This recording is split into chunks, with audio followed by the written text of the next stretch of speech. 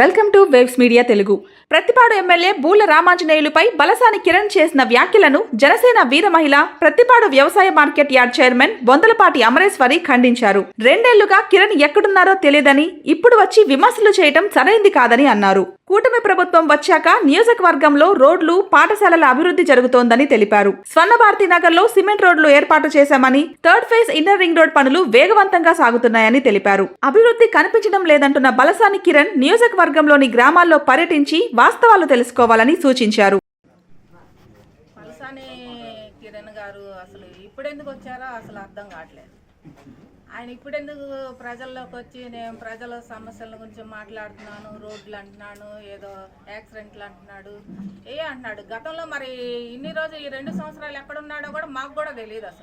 అతను ఎక్కడ ఉంటాడో, మరి ఏం చేస్తాడో, మరి ఎలా ఉంటాడో అన్న విషయం కూడా తెలియదు మాకు.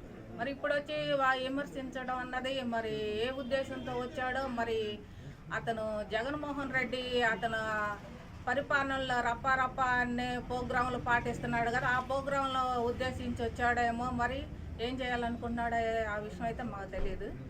మా పత్తిపాడు నియోజకవర్గంలో మాకు 3rd ఫేసింగ్ రోడ్డు ఉంది. ఇప్పుడు ముమ్మరంగా పనులు జరుగుతున్నాయి. మీరు కూడా చూశారు, శంకుస్థాపన జరిగింది, అన్నీ జరుగుతున్నాయి, పనులు జరుగుతున్నాయి. మా స్వర్ణభారతి నగర్ వచ్చేసి అసలు ఈ మోకాళ్ళ లోతు బురదున్న రోడ్లు ఇప్పుడు అన్నీ సిమెంట్ రోడ్లు వేశారు. అతనికి అలాంటి అన్నీ కనబడట్లేదేమో. అతను వస్తే ప్రతి ఒక్క నియోజకవర్గానికి వెళ్ళి ప్రతి ఒక్క రోడ్డు కానీ, ప్రతి ఒక్కటి అభివృద్ధి కార్యక్రమాలు ఏమైనా ఉన్నా కానీ దగ్గరుండి చూపించుతాం. ఆయన ఎప్పుడో సంవత్సరానికి ఒకసారి, 5 సంవత్సరాలకు ఒకసారి ఎలక్షన్లప్పుడో ఏదో పని ఉన్నప్పుడో వచ్చి ఇట్లా బురద చల్లి మాట్లాడడం అన్నది కరెక్టే కాదు.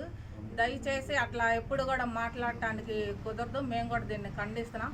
రామాంజనేయులు గారు చేసే అభివృద్ధి కార్యక్రమాలు ఎక్కడ ఏంటి అంటే తెలియకపోతే తెలుసుకోమనండి. తెలుసుకొని ఒక ప్రెస్ మీట్ ముందుకు వచ్చి ఏదో యాక్సిడెంట్లు అవుతున్నాయి అన్నారు.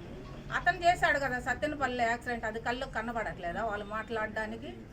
డాక్టర్ సుధాకర్ గారిని చంపారు, అది కనపడట్లేదు. స్కూల్లో ఎలాంటి అభివృద్ధి కార్యక్రమాలు లేవు అన్నారు. ఎక్కడ లేవు స్కూల్లో అభివృద్ధి కార్యక్రమాలు? పలానా స్కూల్లో లేవని ముందుకు రమ్మనండి. అతన్ని ముందుకు వస్తే అతను చూపించుతాం.